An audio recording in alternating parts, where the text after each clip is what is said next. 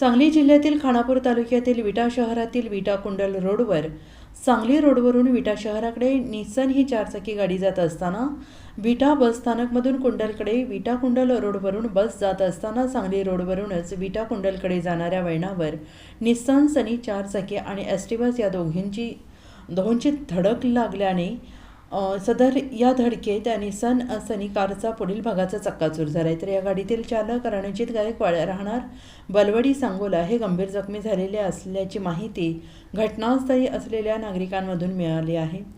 अपघातानंतर आजूबाजूच्या नागरिकांनी अपघातस्थळी धाव घेत यामध्ये जास्त कोणी जखमी नाही ना या अनुषंगाने मदतीसाठी धावत एसटी बसमध्ये आणि त्या कारमध्ये सर्व नागरिकांनी पाहणी केली, मात्र कोणतीही मोठी जीवितहानी झालेली नाही। मात्र कार चालक गायकवाड हे जखमी झालेले होते।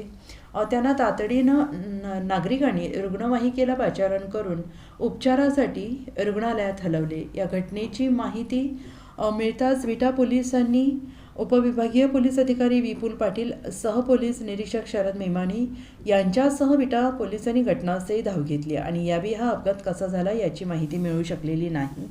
विटा पोलीस घटनास्थळी पंचनामे करत होते, मात्र या अपघातानंतर त्या परिसरातील सामाजिक कार्यकर्ते यांनी वळणावर संबंधित प्रशासनाने स्पीड ब्रेकर करावा।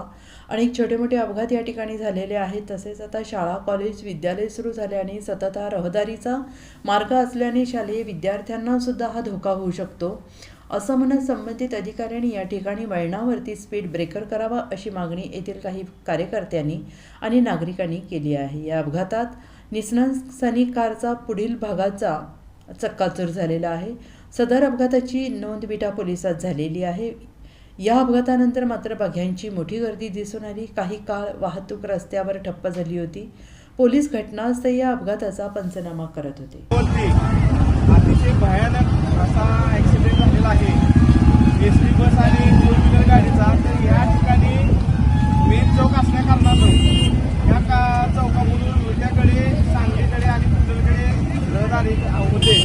तर या चौकात काहीतरी जास्त अपघात झाल्या कारणानं या ठिकाणी स्पीड ब्रेकर व्हावेत किंवा अपघात न होण्यासाठी जे सरकारला प्रशासनाला काय करता येईल ते लवकरात लवकर करावे, अन्यथा ह्याच्यासारखं दुर्भाग्य आमचं नसावं की ह्याच्या अगोदर भरपूर ॲक्सिडेंट झालेलं ह्याच्यात कितीतरी मयत पावलेले आहेत। आता या ठिकाणी एवढा भयानक ॲक्सिडेंट झालेला आहे की याच्यामध्ये त्या एकच व्यक्ती ड्रायव्हर असल्या कारणानं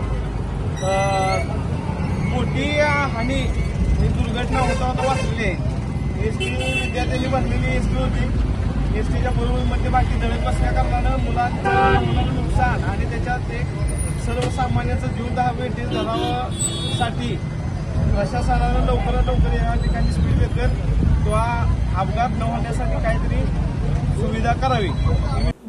दिवसभरातील घडामोडींचा आढावा घेण्यासाठी पाहत रहा N24 मराठी न्यूज चॅनल।